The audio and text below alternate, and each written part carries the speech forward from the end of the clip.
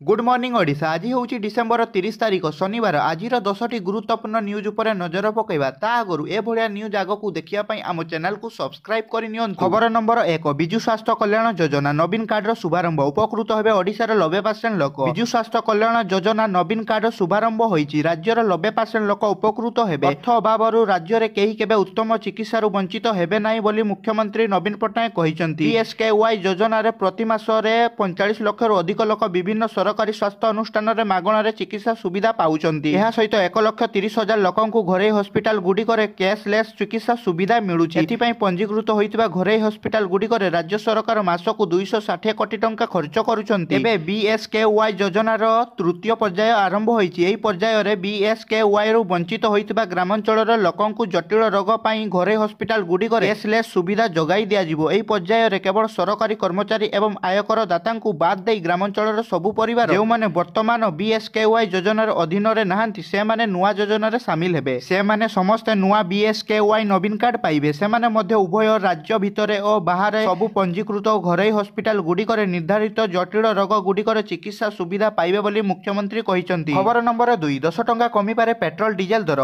PMR मंजूरी को अपेक्षा। आगामी लोकसभा निर्वाचन को दृष्टि रे रखी केंद्र सरकार लोकों को बड़ आश्वस्ति देबाकू प्रस्तुत होउचंती। सरकार पेट्रोल और डीजेल दर रे एक बड़ ह्रास पई प्रस्तुत होउचंती। केतेक जातीय स्तर गणमाध्यम रिपोर्ट अनुसार खूब शीघ्र पेट्रोल डीजेल दर बड़ धरणर ह्रास होई पारे। पेट्रोल और डीजेल दर लिटर पिछा 10 टंका ह्रास करने को पेट्रोलियम मंत्रालय विचार करुछि। मूल्य ह्रासर किछि अंश तैल मार्केट कंपनी माने भरण करिवे। एहा छडा मूल्य ह्रास पई अर्थ मंत्रालय पाखरे विभिन्न विकल्प रहिछि। पेट्रोल और डीजेल दर ह्रास पई अर्थ मंत्रालय प्रधानमंत्री कार्यालय को प्रथक ड्राफ्ट पठाइछि। एहा केवल प्रधानमंत्री अनुमोदन को अपेक्षा करिछि। खबर नंबर 3, प्रदूषणर जांच हेबो वीडियो। 2 सप्ताह मध्य लागू हेबो नुआ नियम। सारा देशर जानवाहन गुड़िक लगी पॉल्यूशन अंडर कंट्रोल प्रमाण पत्र जरूरी। एही नियम को केंद्र सरकार बेस कड़ाकड़ी करिसंती। हेले वर्तमान देखियाकू मिलुछि जे पीयूसी सर्टिफिकेट प्रदानर बहु मात्रा रे जालियात होउछि। पीयूसी केंद्र गुड़िक विरुद्ध रे एक बड़ अभियोग आसुतिला जे से माने आवश्यक अनुसंधान न करी गाड़ी गुड़ी को पीयूसी प्रमाण पत्र प्रदान करुछंती। एमितिक अनेक अभियोग रे एहा मध्ये दर्शा जाइतिला जे केंद्र गुड़िक गाड़ी जांच न करी पीयूसी प्रमाण पत्र प्रदान करुछंती। एभली अभियोग पर परिवहन विभाग कठोर निष्पत्ति ग्रहण करिछि। एही अनुसार एणिकी पीयूसी केंद्र गुड़िक प्रदूषणर जांच रे एक वीडियो प्रस्तुत करिवे। पीयूसी प्रमाण पत्र देवा पूर्व परीक्षा केंद्र गुड़िक अति कम रे 10 सेकेंड रो एक वीडियो प्रस्तुत करिवे। एही नियम को बाध्यतामूलक करा जाइछि। पीयूसी केंद्र प्रस्तुत करितबा वीडियो रे जानर नंबर प्लेट सहित प्रदूषण परीक्षणर समस्त प्रक्रिया रहिबो। एही वीडियो को वाहन पोर्टल रे मध्ये अपलोड करिबा को पड़िबो। तबे केंद्र सड़क परिवहन एवं राजपथ मंत्रालय वीडियो अपलोड करिया पई जान ई सेवा प्रदानकारी पोर्टल रे आवश्यक परिवर्तन चलाइछि। रे विभाग 1 वर्ष पई पीयूसी सर्टिफिकेट प्रदान करिवो। खबर नंबर 4, राज्य मेडिकल सेवा रे जोग देले 2473 डाक्तर। तुहिरु 2392 होउचंती एमबीबीएस और 81 जन दंत डाक्तर। समस्त डाक्तरों को ऑनलाइन काउंसलिंग करा जाई विभिन्न जिल्ला रे नियुक्ति दिया जाइछि। एही उपलक्षे आज कलिंग स्टेडियम रे एक स्वतंत्र कार्यक्रम अनुष्ठित होइतिले। एथिरे मुख्यमंत्री नवीन पट्टनायक जोग देइतिले। एही अवसर रे मुख्यमंत्री कहितिले जे प्रत्येक क्षेत्र और प्रति अंचल परिवर्तन करिबा होछि राज्य सरकारक उद्देश्य। 5टी उपक्रम रे स्वास्थ्य क्षेत्र को प्राधान्य दिया जाइछि। डाक्तरक निकट रे आसुतवा प्रत्येक रोगी एक सकारात्मक अनुभव करितांती। केवल वृत्तिगत उत्कर्ष नुहे मानवीय अभिमुखे सेमानक मन रे आत्मविश्वास सृष्टि करि पारिबो। राज्यवासी अर्थर स्वास्थ्य क्षेत्र रे जडित लोकमानकर दरमा सहित बिल्डिंग निर्माण होइताए। तेणु सेमानकु सेवा जोगाई देबा प्रमुख कर्तव्य। खबर नंबर 5, 30,000 कर्मचारी को छुट्टी करने को प्लान करुछि गूगल। गूगल को नहीं एक बड़ खबर सामना को आसीछि। गूगल कंपनी रे पुणी थरे बड़ धरणर छटई हेबाकू जाउछि। रिपोर्ट अनुसार आर्टिफिशियल इंटेलिजेंस बा एआई रे किछि परिवर्तन हेबा परे कंपनी एहार विज्ञापन सेल यूनिट रु 30,000 कर्मचारी को छटई करबा को प्लान करुछि। जहाकू नै कंपनी रो कर्मचारी माने चिंतार अछंती। रिपोर्ट रे कुहा जाइछि जे गूगल रो नुआ कैंपेन प्लान रो पर्यमान मार्क्स एआई द्वारा स्वयंचालित भाव रे विज्ञापन प्रस्तुत करि पारि। जहा द्वारा मनीषंकर कोनोसी आवश्यकता रहिबो नै। एबडी परिस्थिति रे विज्ञापन सेल यूनिट पई कर्मचारींकर आवश्यकता नाही। सूचना थाउ कि गूगल चलित वर्ष आरंभ रे 12,000 कर्मचारी को कंपनी रो बाहर करिथिला। खबर नंबर 6, चीन राष्ट्रपति को हत्या धमक देला बुलुची लिबरेशन। पाकिस्तान रे रहउतबा चीन रो अधिकारी को बिलुचिस्तान लिबरेशन आर्मी एक वीडियो जारी करी धमक देइछि। एही वीडियो रे चीन अधिकारी को आवास रे आत्मघाती विस्फोरण करिया को एही वीडियो रे धमक दिया जाउछि। वीडियो जारी करी चीन राष्ट्रपति और पाकिस्तान जनरल को मध्य हत्या धमक देइछि बिलुची लिबरेशन आर्मी। बिलुचिस्तान लिबरेशन आर्मी रे एक शाखा मस्जिद ब्रिगेड एक नुआ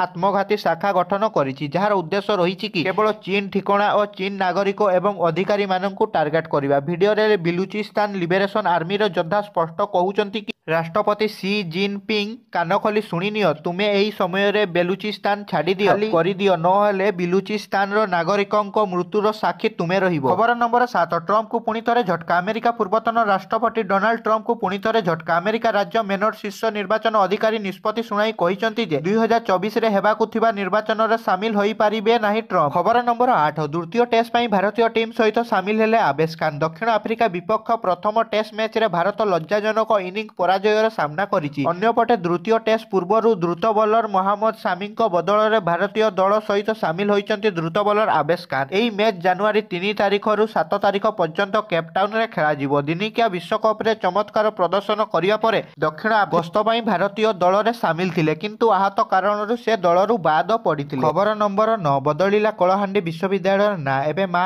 ମାଣିକେଶ୍ୱରୀ ବିଶ୍ୱବିଦ୍ୟାଳୟ ଭାବେ ପରିଚିତ। ବଦଳିଲା କଳାହାଣ୍ଡି ବିଶ୍ୱବିଦ୍ୟାଳୟର ନାଁ, ବର୍ତ୍ତମାନ ଏହା ମା ମାଣିକେଶ୍ୱରୀ ବିଦ୍ୟାଳୟ ଭବାନୀପାଟଣାରେ ନାମରେ ପରିଚିତ ହେବ। ଏନେଇ ଉଚ୍ଚଶିକ୍ଷା ବିଭାଗର ପ୍ରସ୍ତାବକୁ ମୁଖ୍ୟମନ୍ତ୍ରୀ ଅନୁମୋଦନ କରିଛନ୍ତି। ସୂଚନା ଅନୁସାରେ ମୋଟ 50 କଲେଜକୁ ନେଇ 2020ରେ କଳାହାଣ୍ଡି ବିଶ୍ୱବିଦ୍ୟାଳୟ ପ୍ରତିଷ୍ଠା କରାଯାଇଥିଲା। ମୁଖ୍ୟମନ୍ତ୍ରୀ ନବୀନ ପଟ୍ଟନାୟକ ଗତ ନଭେମ୍ବର 1 କଳାହାଣ୍ଡି ଗସ୍ତ ସମୟରେ ଏହି ବିଶ୍ୱବିଦ୍ୟାଳୟର ନାମକୁ ମାଣିକେଶ୍ୱରୀଙ୍କ ନାଁରେ ପରିବର୍ତ୍ତନ କରିବା ନେଇ ଘୋଷଣା କରିଥିଲେ, ଯାହା ଆଜିଠାରୁ ଲାଗୁ କରାଯାଇଛି। ଏନେଇ ମୁଖ୍ୟମନ୍ତ୍ରୀଙ୍କ କାର୍ଯ୍ୟାଳୟ ପକ୍ଷରୁ ସୂଚନା ଜାରି କରାଯାଇଛି। ଖବର ନମ୍ବର 10, ରାଜ୍ୟରେ ବଢ଼ିବାରେ ଲାଗିଛି କରୋନା ଆକ୍ରାନ୍ତଙ୍କ ସଂଖ୍ୟା। ଆଜି ରାଜ୍ୟରେ 5 କରୋନା ସଂକ୍ରମିତ ଚିହ୍ନଟ ହୋଇଛନ୍ତି। ଆଜିର 5 ଜଣ ସଂକ୍ରମିତଙ୍କୁ ମିଶାଇ ପଜିଟିଭ ସଂଖ୍ୟା 13କୁ ବୃଦ୍ଧି ପାଇଛି। ଏନେଇ ସ୍ୱାସ୍ଥ୍ୟ ବିଭାଗ ପକ୍ଷରୁ ସୂଚନା ଦିଆଯାଇଛି। ରାଜ୍ୟରେ ଗୋଟିଏ ପରେ ଗୋଟିଏ ଜିଲ୍ଲାକୁ ମାଡ଼ି ଚାଲିଛି କରୋନା ଭାଇରସ, ଯାହାକି ଏକ ପ୍ରକାର ଚିନ୍ତା ବଢ଼ାଇଛି। ସଂକ୍ରମଣକୁ ଦୃଷ୍ଟିରେ ରଖି ରାଜ୍ୟରେ କୋଭିଡ ଟେଷ୍ଟିଂ ମଧ୍ୟ ବଢ଼ାଇ ଦିଆଯାଇଛି। ଗତକାଲି 690 ଟେଷ୍ଟିଂ ହୋଇଥିବା ବେଳେ ସେଥିରୁ 378ଟି RT-PCR କରାଯାଇଥିଲା। ସେଥିରୁ 5 ଜଣ ପଜିଟିଭ ଚିହ୍ନଟ ହୋଇଛନ୍ତି। ବର୍ତ୍ତମାନ ରାଜ୍ୟରେ 13 ଜଣ